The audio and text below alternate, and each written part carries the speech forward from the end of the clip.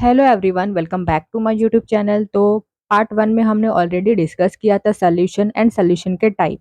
तो आज के लेक्चर में हम डिस्कस करेंगे सॉल्यूशन का कॉन्सेंट्रेशन क्या होता है।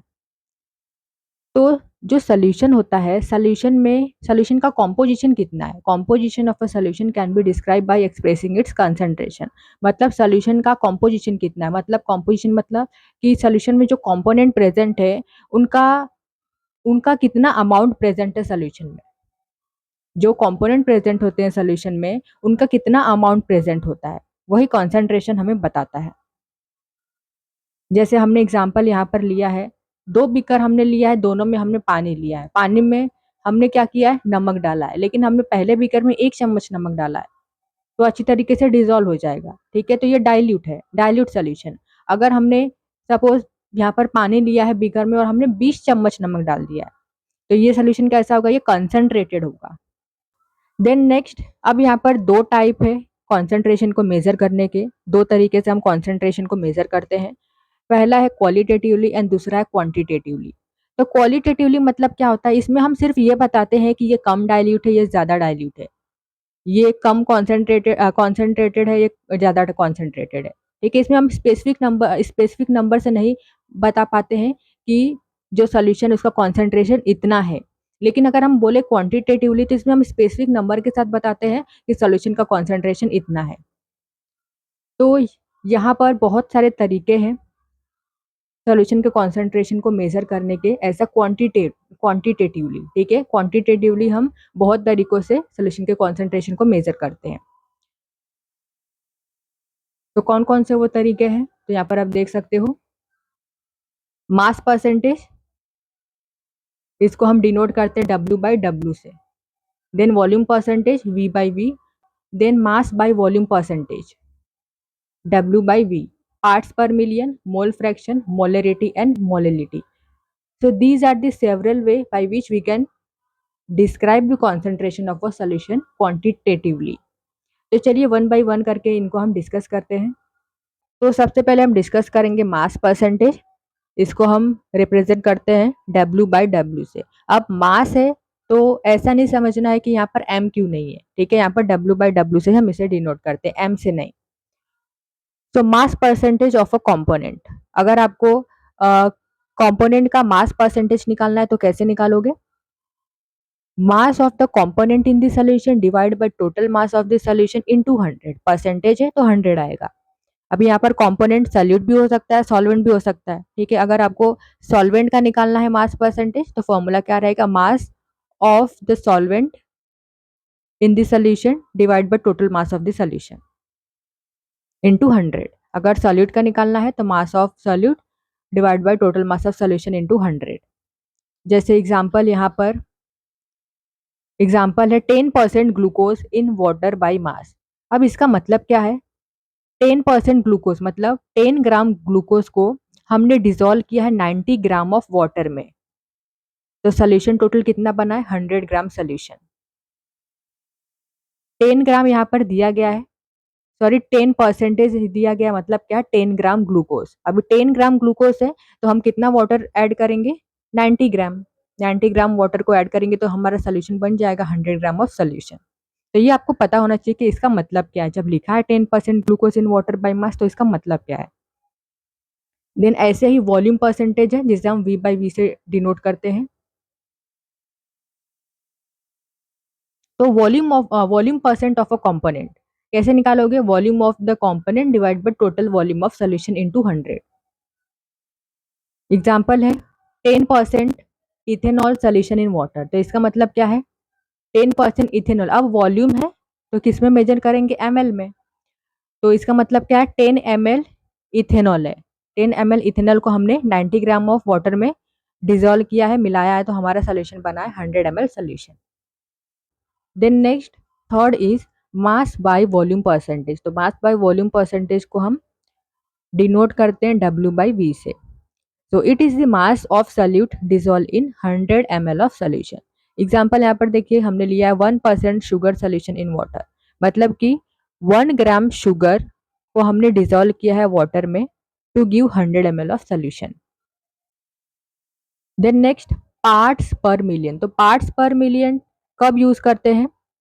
तो इसे हम तब यूज़ करते हैं जब कोई कंपोनेंट सॉल्यूशन में कम क्वांटिटी में प्रेजेंट होता है, तब हम पार्ट्स पर मिलियन को यूज़ करते हैं। तो पार्ट्स पर मिलियन क्या होता है देखिए, number of parts of component divide by total number of parts of all component of the solution into 10 to the power 6। अब पार्ट्स पर मिलियन पे हम यहाँ पर इंटू 100 नहीं लेंगे, इसमें क्या रहेगा into 10 to the power 6। Then next is mole fraction. तो मोल फ्रैक्शन को हम डिनोट करते हैं एक्स से, इसे हम काई बोलते हैं, काई। ठीक है, एक्स से इस तरीके से डिनोट करते हैं, इसे हम क्या बोलते हैं, काई बोलते हैं। तो mole fraction of a component is equal to number of moles of component divide by total number of moles of all the component. यहाँ पर मोल फ्रैक्शन कैसे निकालते हो आप किसी भी कंपोनेंट का? Number of moles of component, जैसे हमें सॉल्वेंट का निकालना है मोल फ्रैक्शन, तो क्या होगा, number of moles of solvent divide by total number of moles of all the component. जैसे सोल्यूशन है, तो सोल्यूशन में सॉल्यूट होता है, सॉल्वेंट होता है, solvent plus solute gives you solution. तो सॉल्वेंट हमने ए लिया है, सॉल्यूट बी लिया है। तो यहाँ पर number of moles of solvent, तो यहाँ पर हमने ए लिया है तो N of A, N of B, और यहाँ पर टोटल आ गया। ठीक है, इन कंपोनेंट का total N of A that is plus N of A plus N of B, that is total number of moles of both the component.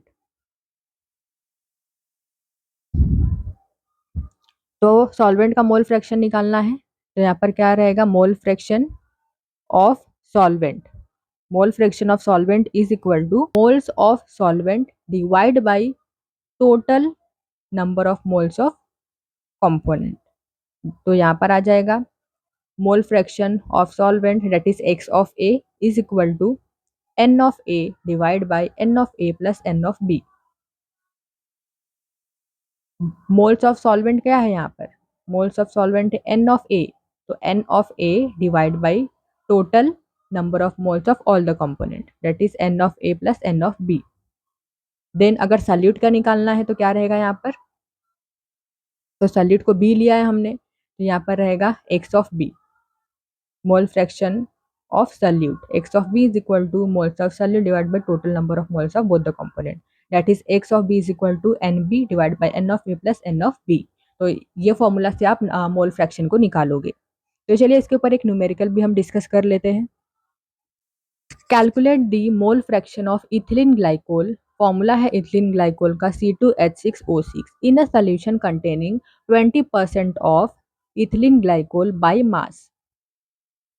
तो इसका सोल्यूशन क्या होगा, यहाँ पर है 20% of ethylene glycol by mass, तो इसका मतलब है 20 ग्राम ऑफ इथिलीन ग्लाइकोल को हमने डिजोल्व किया है, इसमें 100 ग्राम का सोल्यूशन होगा, तो 20 ग्राम यहाँ पर दिया गया है इथिलीन ग्लाइकोल। तो 20 ग्राम ऑफ इथिलीन ग्लाइकोल को हम डिजोल्व करेंगे 80 ग्राम ऑफ वाटर में, तो 100 ग्राम ऑफ सोल्यूशन बनेगा। तो यहाँ पर लिखा हुआ है let we have 100 gram solution, जिसमें से 20 ग्राम इथिलीन ग्लाइकोल है एंड 80 ग्राम क्या होगा, वाटर होगा, तो 100 ग्राम हो गया टोटल। अब यहाँ पर सबसे पहले मोलर मास निकालेंगे, फिर नंबर ऑफ मोल्स निकालेंगे, उसके बाद मोल फ्रैक्शन को निकाल लेंगे इजीली। तो सबसे पहले इथिलीन ग्लाइकोल का निकालो मोलर मास, उसके बाद वाटर का। तो कैसे निकालोगे मोलर मास, एकदम सिंपल है, यहाँ पर C2H6O2 है, फॉर्मूला दिया गया इथिलीन ग्लाइकोल का। तो आपको ये जो एलिमेंट है इसका एटॉमिक मास पता होना चाहिए। तो कार्बन का एटॉमिक मास 12 होता है, तो 12 इंटू, यहाँ पर कार्बन के 2 एटम है सो इंटू 2, प्लस हाइड्रोजन का एटॉमिक मास 1 होता है, सो 1 इंटू, यहाँ पर हाइड्रोजन के 6 एटम है सो 6, plus oxygen atomic mass is 16 into 2, तो इतना कितना आ गया यहाँ पर 62, मोलर मास है इथिलीन ग्लाइकोल का 62। ऐसे ही वाटर का निकाल लोगे 18 होता है। देन नंबर ऑफ मोल्स कैसे निकालोगे, तो number of moles is equal to mass upon molar mass, तो मास यहाँ पर दिया गया है 20 ग्राम 80 ग्राम एंड मोलर मास हमने अभी निकाला है, तो नंबर ऑफ मोल्स निकाल दो। तो number of moles of solute, solute क्या होगा, इथिलीन ग्लाइकोल सल्यूट होगा और सॉल्वेंट है वाटर है, तो number of moles of solute that is number of moles of ethylene glycol is equal to mass upon molar mass. Mass दिया गया है 20 ग्राम एंड मोलर मास हमने अभी कैलकुलेट किया 62, तो कितना आ गया 0.322 मोल। ऐसे वाटर का निकाल लेना है। तो जब मोलर मास जब निकाल लेते हो तो मोल फ्रैक्शन निकाल लोगे इजीली। तो mole fraction of ethylene glycol is equal to n of ethylene glycol divide by n of ethylene glycol plus n of water.